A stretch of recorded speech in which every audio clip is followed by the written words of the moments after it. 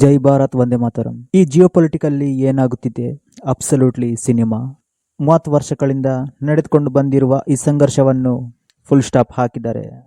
ಆ ರಾಷ್ಟ್ರಗಳು ಬೇರೆ ಯಾವುದಲ್ಲ, ಅರ್ಮೇನಿಯಾ ಹಾಗೂ ಅಜರ್ಬೈಜಾನ್. ಈ ಎರಡು ರಾಷ್ಟ್ರಗಳು ಶಾಂತಿ ಒಪ್ಪಂದಕ್ಕೆ ಸಹಿ ಹಾಕಿದ್ದಾರೆ. ಇದರ ಮಧ್ಯಸ್ಥಿಕೆ ವಹಿಸಿಕೊಂಡವರು ಡೊನಾಲ್ಡ್ ಟ್ರಂಪ್. ಇತ್ತೀಚೆಗೆ ನಡೆದಂತಹ ಕೆಲವೊಂದು ಸಂಘರ್ಷಗಳನ್ನು ನಾನೇ ನಿಲ್ಲಿಸಿದೆ ಅಂತ ಡೊನಾಲ್ಡ್ ಟ್ರಂಪ್ ಹೇಳ್ತಾ ಬಂದಿದ್ರು.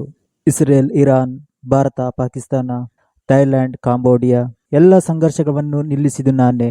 ಬೇರೆ ರಾಷ್ಟ್ರಗಳ ನಾಯಕರ ಮುಖಾಂತರ ಅವರಿಗೆ ನೊಬೆಲ್ ಪ್ರೈಸ್ ಸಿಗಲು ಅರ್ಹವಾದ ವ್ಯಕ್ತಿ ಅಂತ ಒಂದು ಹೇಳಿಸಿಕೊಳ್ಳುತ್ತಿದ್ದಾರೆ.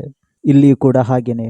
ಈ ಶಾಂತಿ ಒಪ್ಪಂದ ಆದ ಮೇಲೆ ಅರ್ಮೇನಿಯಾ ಹಾಗೂ ಅಜರ್ಬೈಜಾನ್ ನಾಯಕರು ಡೊನಾಲ್ಡ್ ಟ್ರಂಪ್ ಅವರಿಗೆ ನೊಬೆಲ್ ಪ್ರೈಸ್ ಸಿಗಬೇಕು ಅಂತ ಮನವಿ ಮಾಡುತ್ತಿದ್ದಾರೆ. ಅರ್ಮೇನಿಯಾ ಹಾಗೂ ಅಜರ್ಬೈಜಾನ್ ನಡುವೆ ಯುದ್ಧ ಶುರುವಾಗಿದ್ದು ಈ ನಗಾರ್ನೋ ಹಾಗೂ ಕಾರಬಾಕ್ ಪ್ರಾಂತ್ಯದ ಬಗ್ಗೆ. ಈ ಸೋವಿಯತ್ ಒಕ್ಕೂಟದ ಸಂದರ್ಭದಲ್ಲಿ ಈ ನಗರ್ನೋ ಕಾರಬಾಕ್ ಅಜರ್ಬೈಜಾನ್ನ ಭಾಗದಲ್ಲಿತ್ತು.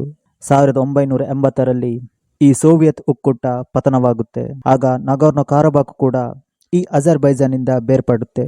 ಆ ಪ್ರದೇಶವೊಂದು ತಮ್ಮದೇ ಆದ ಸ್ವಾತಂತ್ರ್ಯ ಆಡಳಿತ ನಡೆಸುತ್ತಾರೆ. ಆ ಭಾಗದ ಆಡಳಿತ ಅರ್ಮೇನಿಯಾಗೆ ಒಂದು ಹೆಚ್ಚಿನ ನಿಕಟ ಸಂಪರ್ಕವನ್ನು ಹೊಂದಿರುತ್ತಾರೆ.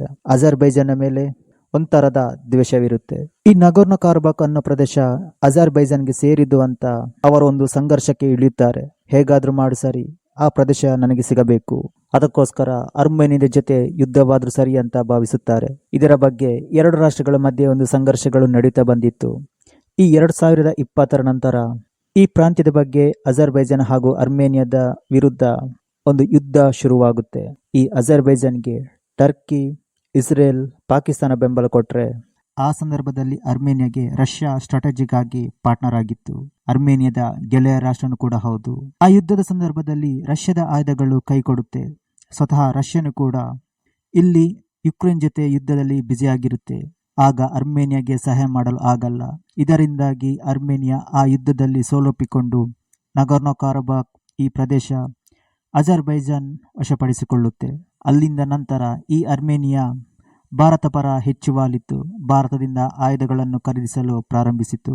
ಆ ಯುದ್ಧ ಆದ ನಂತರ ಕೂಡ ಆ ಎರಡು ರಾಷ್ಟ್ರಗಳ ಮಧ್ಯೆ ಈಗಲೂ ಸಣ್ಣ ಪುಟ್ಟ ಸಂಘರ್ಷ ನಡೆಯುತ್ತಲೇ ಬಂದಿದೆ. ಆದರೆ ಈಗ ಡೊನಾಲ್ಡ್ ಟ್ರಂಪ್ ಈ ಎರಡು ರಾಷ್ಟ್ರದ ಮಧ್ಯೆ ಶಾಂತಿ ಒಪ್ಪಂದಕ್ಕೆ ಸಹಿ ಮಾಡಿಸಿದ್ದಾರೆ. ಇಲ್ಲಿ ಡೊನಾಲ್ಡ್ ಟ್ರಂಪ್ ಒಂದು ವಿಶ್ವಕ್ಕೆ ಸಂದೇಶ ಕೊಡಲು ಹೊರಟಿದ್ದಾರೆ. ಅಂದ್ರೆ ವಿಶ್ವದಲ್ಲಿ ನಡೀತಿರುವ ಸಂಘರ್ಷವನ್ನು ನಾನೇ ನಿಲ್ಲಿಸುತ್ತಿದ್ದೇನೆ ಅಂತ.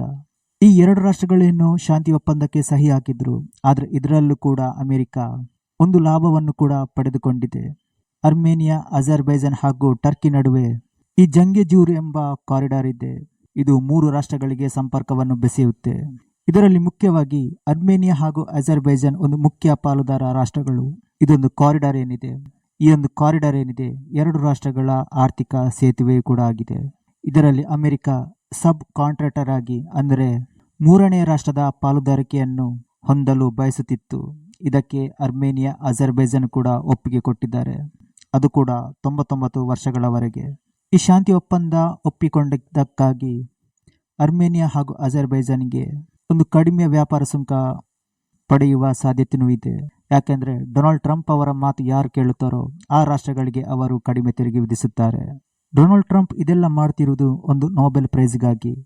ಪಾಕಿಸ್ತಾನದ ಸೇನಾ ಮುಖ್ಯಸ್ಥ ಆಸಿಫ್ ಮುನೀರ್, ಇಸ್ರೇಲ್ ಅಧ್ಯಕ್ಷ ಬೆಂಜಮಿನ್ ನೆತನ್ಯಾಹು, ಅರ್ಮೇನಿಯಾ ಹಾಗೂ ಅಜರ್ಬೈಜಾನ್ ನಾಯಕರು, ಹೀಗೆ ಕೆಲವೊಂದು ವ್ಯಕ್ತಿಗಳು ಡೊನಾಲ್ಡ್ ಟ್ರಂಪ್ಗೆ ನೊಬೆಲ್ ಪ್ರೈಸ್ ಸಿಗಬೇಕು ಅಂತ ಬಯಸುತ್ತಿದ್ದಾರೆ. ಒಂದು ಓಪನ್ ಆಗಿ ಹೇಳಿಕೆಯನ್ನು ಕೂಡ ಕೊಡ್ತಿದ್ದಾರೆ, ಇವರೇ ಸರಿಯಾದ ವ್ಯಕ್ತಿ ಅಂತ.